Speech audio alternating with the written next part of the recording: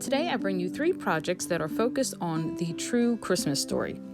They are going to be about Jesus, the Nativity, and an angel. The first project, I'm taking these wood cubes from Dollar Tree that come 36 in a pack. I use 5 blocks going down, and at the second block from the top, I had one on each side. You have to kind of sort through them. Some of the blocks are slanted on one side. They're not all completely straight. So once I got them all matched up so that they would adhere to each other correctly, with no gaps, I gave them some wood glue. After drying for a couple hours, then I went in and I stained each side with Waverly's Antique Wax. Once the cross was completely dry, then I just grabbed some brass eye hooks so that I could place it in the top block. Since the wood was soft enough, I was able to find the center of the block and begin twisting it with my fingers. Then I decided to grab the needle nose pliers. That way I knew it was completely all the way in. That way, no matter what I put through the eye, it would not come through the separation where the hook was. Then I grabbed these old-fashioned black tacks, black nails. I forget exactly what they're called. I got them from Ace Hardware. And they are very tiny, but they also have a very sharp tip. So I was able to push it through the soft wood and then use a hammer and my needle nose pliers to tap it into the wood a little bit more, but I wanted it to stick out just a bit. Then I just grabbed some twine, put it through the hook, tied a knot at the top, and that's it. And here's how my cross ornament turned out.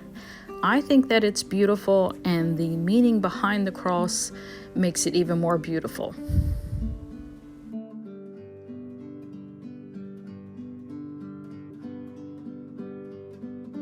For my next project, I'm going to be doing the nativity scene. Now I know back in July, during the Christmas in July, I did a version of this, but I wanted to make it look a little bit different.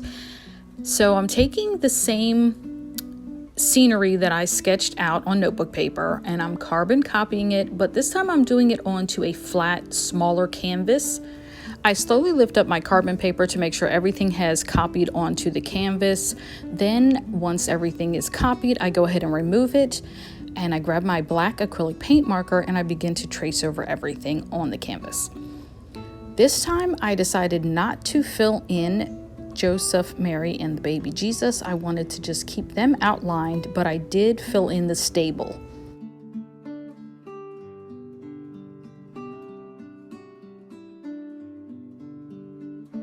Then I decided to add some stars in the sky.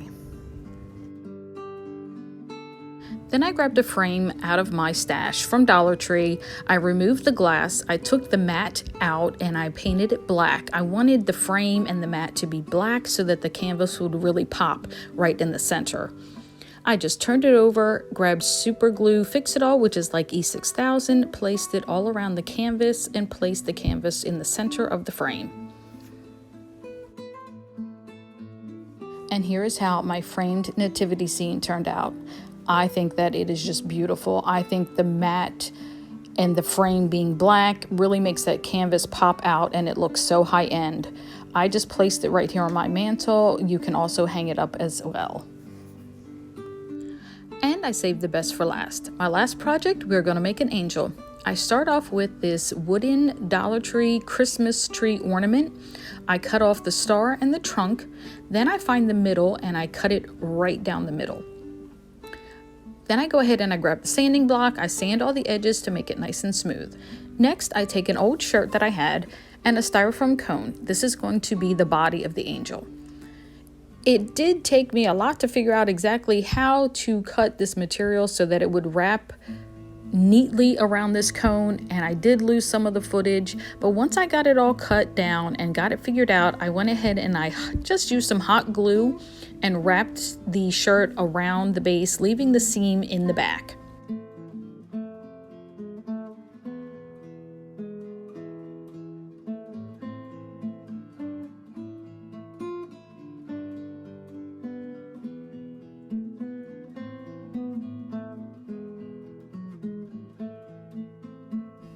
Then I decided to give the cone and the cut Christmas tree, which are going to be the angel wings, a coat of Waverly's chalk pen in white so everything would have a nice crisp white base for me to start with.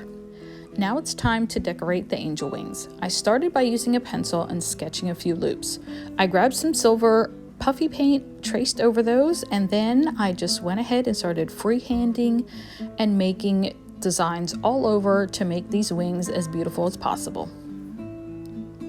Once everything was dry, then I just found how I wanted them to look, found the placement, used a little bit of super glue gel and some hot glue and adhered them one to each side. Then to make sure that they were fully adhered, I just flipped them over and took a long bead of hot glue along the edge of the wing onto the cone.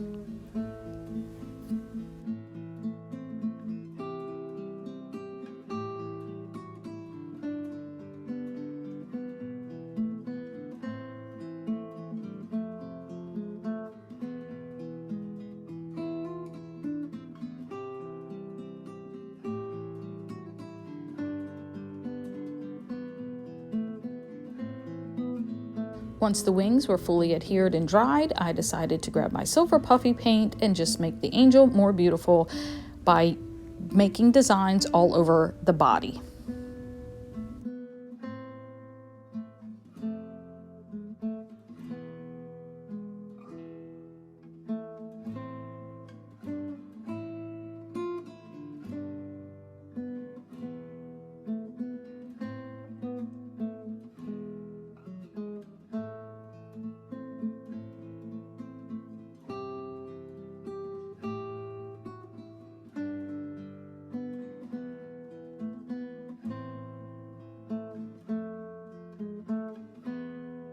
Now here's where I had a little bit of an issue. I grabbed this wooden bead I painted white, super glued it to the top for the head, and realized this is way too small.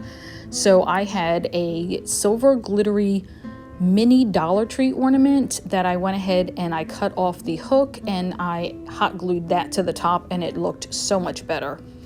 Now I'm taking a paper clip. Yes, a paper clip to create the halo. I just used some needle nose pliers, did the best that I could, and then I stabbed the angel in the back. That sounds so horrible. I used a little bit of super glue gel onto the tip that I bent of the paper clip so that it would stick into the styrofoam cone. Just look at how gorgeous my angel turned out. And to think I cut down some ornaments, used a paper clip. I just had so much fun and it turned out so much better than I expected. So thank you for sticking around to the end. I hope you enjoyed these crafts as much as I did making them, focusing on the true meaning of Christmas, the birth of Jesus Christ. And as always, I hope this inspires you to do crafting of your own. Don't forget to subscribe and hit that like button.